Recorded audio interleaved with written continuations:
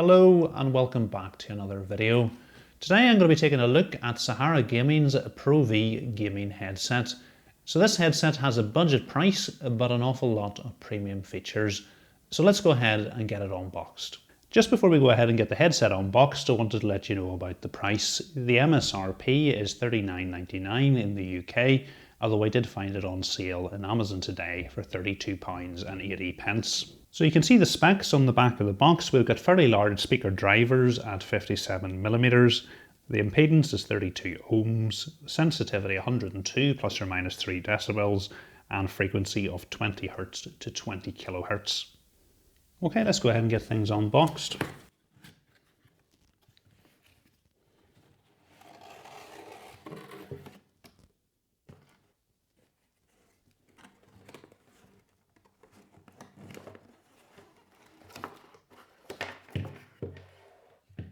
Okay, so let's take a closer look at the headset itself.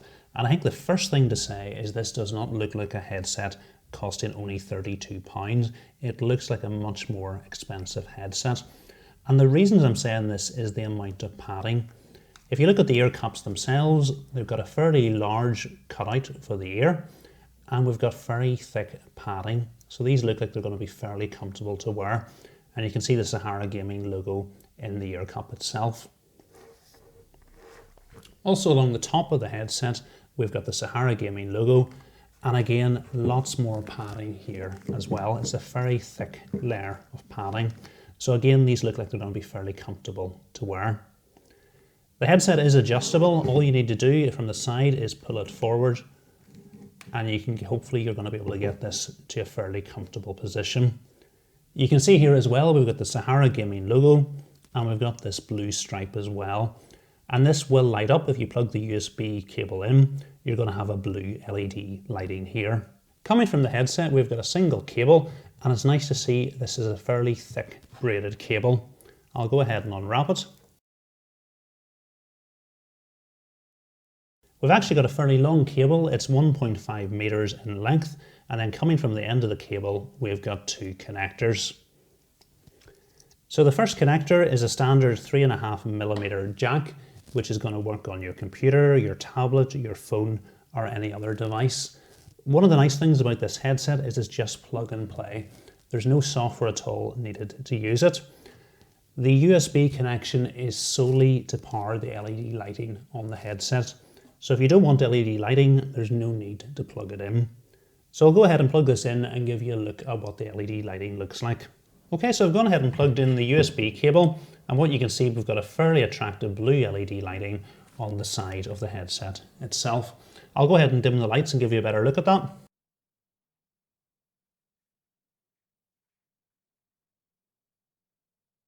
It is important to say, if the blue won't work with your color scheme, there's no problem. You just don't need to plug the USB cable in, and the headset will work perfectly well, but not light up.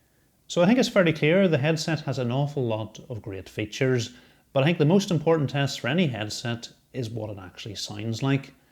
So I compared this headset with my current headset, which is the Razer Kraken Tournament Edition, and I looked at it in three different areas. They were gaming, listening to music, and also listening to the quality of voice when I was editing videos. So I think the first thing to say is the sound quality coming from the headset is excellent. And in fact, when I was gaming or listening to music, I couldn't actually tell any difference between this headset and the much more expensive Razer Kraken. I did, however, notice a difference when I was listening to the quality of voice during video editing, and there I much preferred the sound quality coming from the Razer Kraken headset. It wasn't that the sound quality coming from this headset was bad, it was just comparing the two side by side. I found it much more pleasant to listen to the Razer Kraken, and I was getting a lot more information from the voice. I felt listening to this, I was losing a bit of the quality. But it's probably not a fair comparison given the difference in the price between the two headsets. Another really important feature of any headset is how comfortable it is to wear, particularly given you might be wearing it for a long period of time. And I have used this headset for my video editing over an extended period of time, and I always find it fairly comfortable to wear. I think that's largely due to the amount of padding on the headset and also due to the large cup size. So looking at the things I liked about the Sahara Pro V headset, I think the first thing is the price. You're not paying an awful lot of money, but getting an awful lot of headset. You're going to get good sound quality. You're getting a headset that's fairly comfortable to wear. You're getting some LED lighting. One of the other things I really like is you're getting the lighting but not needing any software to get it, which is great. You've also got the option to use the headset in your phone or other devices, and it's just plug and play without any software. I think the only slight negatives are that this particular model doesn't come with a microphone, although they do offer a more expensive version that does come with a microphone. The other thing that might not be to everybody's taste is the blue colour on the headset. If your setup has a different colour, blue may not work well for you. But then again, you just simply don't have to plug the USB in and it will work without any colour on it. So if you're in the market for a budget gaming headset, I can definitely recommend the Sahara Pro V, and you'll find links to the headset in the description. So hopefully you found the video useful. If you have, please give it a thumbs up. And if you're not currently subscribed to the channel, please hit the subscribe button.